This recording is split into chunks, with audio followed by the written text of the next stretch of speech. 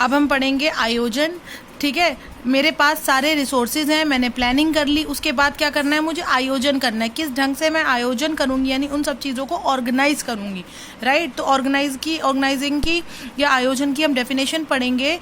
साधनों तथा वस्तुओं को ठीक ढंग से व्यवस्थित करना। ठीक है, व्यवस्थित मतलब जिसमें विभिन्न मेरे पास साधन हैं, मेरे पास अलग अलग सदस्य हैं जिनको मैं काम सौंप सकती हूँ, मेरे पास अलग अलग चीज़ें, अगर मैं बर्थडे पार्टी डेकोरेट कर रही हूँ मेरे पास डेकोरेशन का सामान है, मेरे पास लोग हैं, राइट, मेरे पास लाइट्स हैं, मेरे पास एक अच्छी जगह है, मेरे पास खाने की आइटम्स मेरे पास है। तो मैं उन सब चीज़ों को किस तरीके से अरेंज करूँ, राइट, तो उसे कहते हैं आयोजन।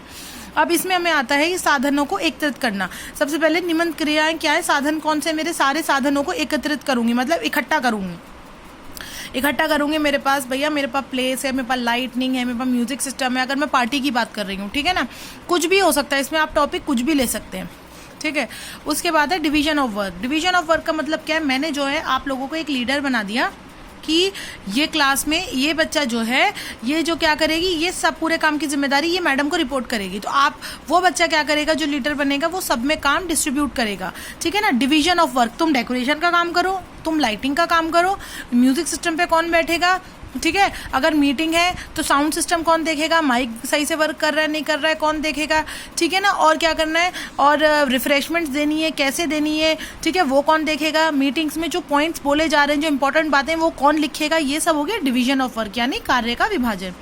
साधनों को समुचित उपयोग, यानी साधनों का समुचित उपयोग का मतलब क्या है कि मेरे पास जो हमने क्या पढ़ा था पहले, हमारे साधन क्या होते हैं, लिमिटेड होते हैं, बहुत सीमित होते हैं, तो उनका सही से कैसे उपयोग किया जाए जिसकी वजह से खर्च जो है वो कम हो।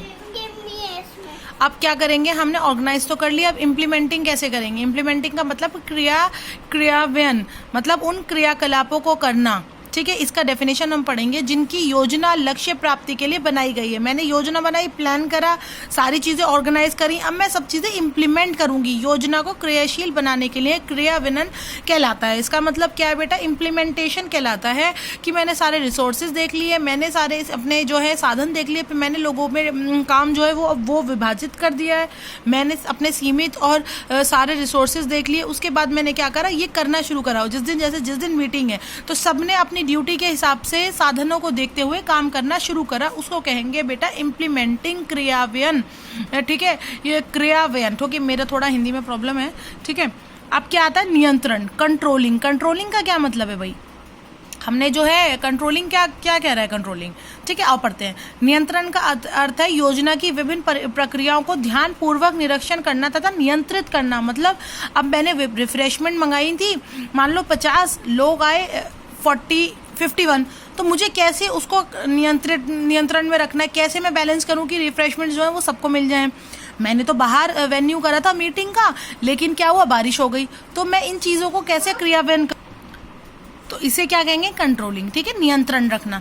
जैसे कि अब नियंत्रण कैसे रखा जाता है, चेकिंग की, बार बार जो है मैं रिफ्रेशमेंट वाले एरिया में जाके पूछ रही हूँ भाई कोई चीज़ जो है वो कम तो नहीं रह गई है, ज़्यादा तो नहीं है। ये मार्गदर्शन, मतलब उचित मार्गदर्शन कर रहे हैं, प्रॉपर गाइडेंस दे रहे हैं लोगों को कि ऐसे नहीं ऐसे करो। ठीक है, अगर कोई बात नहीं, बाहर बारिश हो गई, कोई बात नहीं, हमारे पास अंदर में मीटिंग रखने की जगह है, मनोबल बढ़ा रहता है। अगर मैं जाके जो है लोगों पे जिसको मैंने अपना काम बांटा है उन पे चीखूंगी, अरे तुमसे ये नहीं हो रहा है, ये क्या बदतमीजी है, तो क्या होगा बेटा, आपको मार्गदर्शन, मतलब आप मार्गदर्शन नहीं कर रहे, आप डिस्करेजमेंट कर रहे हैं, मनोबल जो है वो गिरा रहे हैं। उसके बाद क्या, समायोजन, एडजस्टमेंट। एडजस्ट करा आपने कि भाई आपको ये चीज़ करने वाले थे आप एक चीज़ और आप वो नहीं कर पाए, तो क्या आपके पास बी प्लान, जो मैंने कहा कि आपका वेन्यू जो था वो बाहर था, लेकिन जो बारिश हो गई है, क्या आपके पास अंदर का वेन्यू है, क्या आपके पास प्लान बी है या नहीं।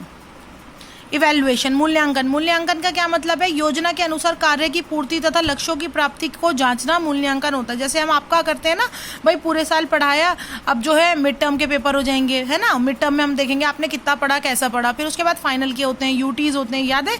तो मूल्यांकन, जो सरकार ने, जैसे जो डिपार्टमेंट ने योजना बनाई है पढ़ाने की, भाई इस टाइम इस मंथ में ये वाला चैप्टर होगा, ऐसे होगा, क्या वो सही से जा रही है या नहीं जा रही, बच्चे सही से पढ़ रहे हैं, सिलेबस कवर कर रहे हैं नहीं कर रहे।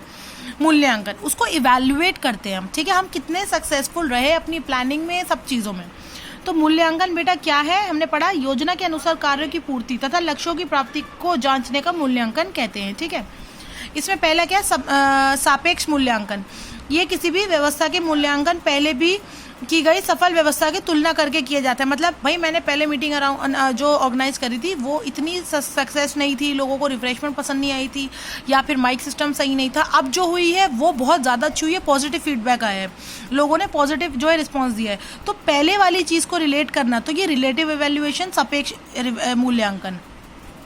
और निरपेक्ष का मतलब क्या, जब किसी व्यवस्था का मूल्यांकन बिना तुलना किए केवल लक्ष्य के आधार पर किया जाता है। मतलब पुरानी वाली से हम इसमें क्या है, पुरानी वाली से तुलना नहीं कर रहे, हम अपने लक्ष्य के आधार पर, हमारा लक्ष्य जो था एक मीटिंग ऑर्गेनाइज करना और हमने अच्छे से मीटिंग ऑर्गेनाइज कर दी, तो वो क्या है हमारा निरपेक्ष मूल्यांकन कि हमने अपने लक्ष्य को प्राप्त कर लिया। मूल्यांकन करने के बेनिफिट्स यानी लाभ, इसे निर्धारित लक्ष्य को प्राप्ति में सफलता होती है, लक्ष्य को पूरा अथवा पूरा ना होने के कारण का ज्ञान होता है कि पूरे हुए तो कैसे पूरे हुए, नहीं हुए तो क्या कमी रह गई है।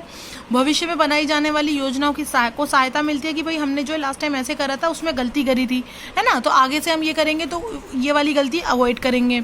उचित मूल्यांकन द्वारा ज्ञात लक्ष्यों की पूर्ति अथवा अपूर्ति से संतुष्टि अथवा असंतुष्टि की प्राप्ति होती है, जो नई कल्पना व सूझबूझ प्रदान करती हैं। ठीक है, ये चैप्टर कंप्लीट हो गया है। मैं जो है अभी इसके क्वेश्चन आंसर्स मार्क करके भेज दूंगी।